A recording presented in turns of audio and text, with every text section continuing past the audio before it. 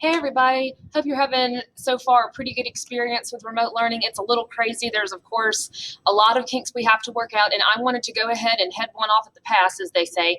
I wanted to talk for just a few minutes about how you can submit written work to me and some things that you can use and kind of what my preferences would be. There's really multiple ways you can do things. Bottom line, if it gets submitted and it's readable to me, we'll make it work, but I just wanted to talk to you about some things, some features that you may not have been aware of, because the complication, or just not really a complication, but sort of the extra thing that we have to worry about in econ that I don't have to worry about with my history classes is particularly the graphing and how are you going to submit your work where you're having to graph. So what I have pulled up here, this is the first kind of real worksheet like this on production possibilities curve that you're going to be assigned here, but we're using this also just as an example of how we will proceed with this kind of stuff from this point forward. So your options for completing your work like this, and the way Google Classroom will set this up is it will give you a document that's yours to mark up and write on and all of that. So it makes you a copy, so you don't have to worry about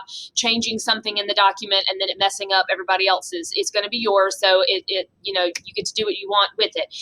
One option, as always, is simply to print it. If you want to just print it out and you'd rather work everything out on the paper itself and then scan or take a picture of this and upload that to Google Classroom, that is fine. If you would rather just look at it on your screen and then answer the questions on your own notebook paper and scan or take a picture of that and submit it, that is also fine. Please, however, if you're doing that, make sure that everything is clearly numbered and labeled and all that kind of stuff so I can clearly see all the different parts. Particularly in econ, we have a lot of questions, for example, like these, where there are multiple parts here. This is question 2, but you'll see that there's an A, a B, a C, and all those different things, and then a graph. So if you are going to be putting it on notebook paper, just make sure all that stuff is super, super clear so that I'm not searching for it and so I can clearly see that all things have been completed.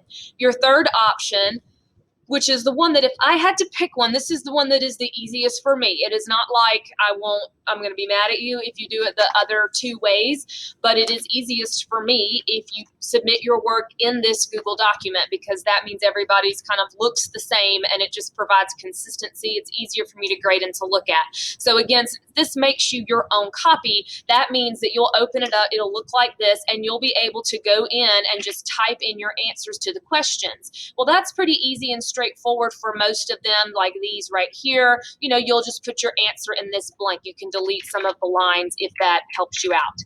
The thing I really wanted to talk about is what happens when you have to submit a graph. For example, this number 3, it tells you to use the chart to create a production possibilities curve showing the amount of time you can do these things, work and play, and it gives you specifics about which one's on the x-axis, the y-axis, and all of that. Well, there's a couple of options of how you can do that.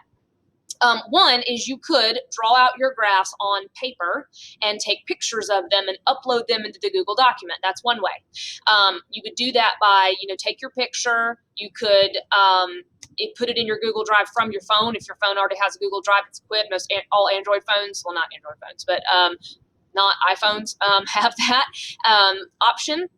Or you could put them from your phone into your Google Drive, and then what you would do is go to Insert Image. You could upload straight from the desktop. You could go to your drive, your photos, your camera, as long as that's the camera on the phone and the computer is the same thing.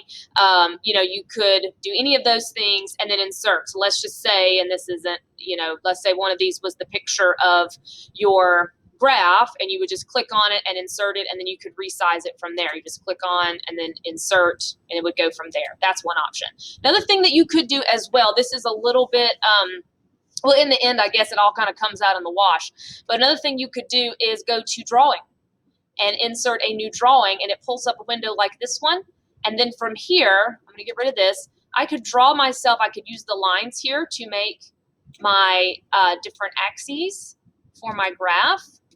And you can see there's different options about how you could make those look.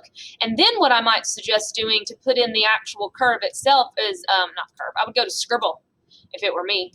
And I would, see there's my production possibilities curve. I could use the mouse here to try to label my axes. That is a little bit difficult, as you can see, if I'm trying to do the word work.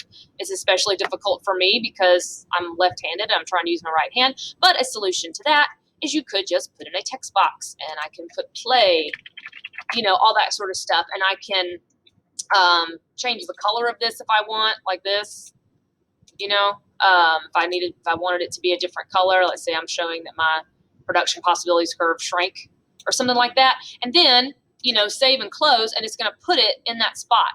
And then I could, if I think that's too big, I could shrink it down a little bit if I want, so forth, so on.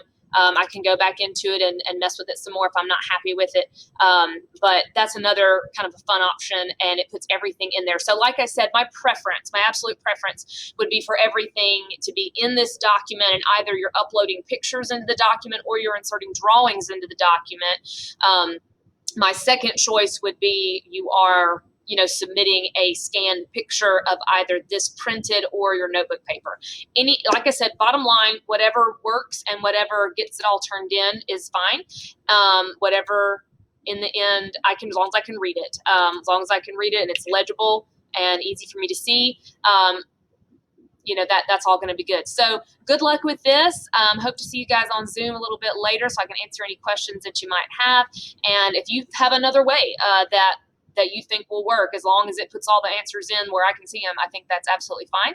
So good luck with that. See you guys soon, and hope you're off to a great start with the new school year.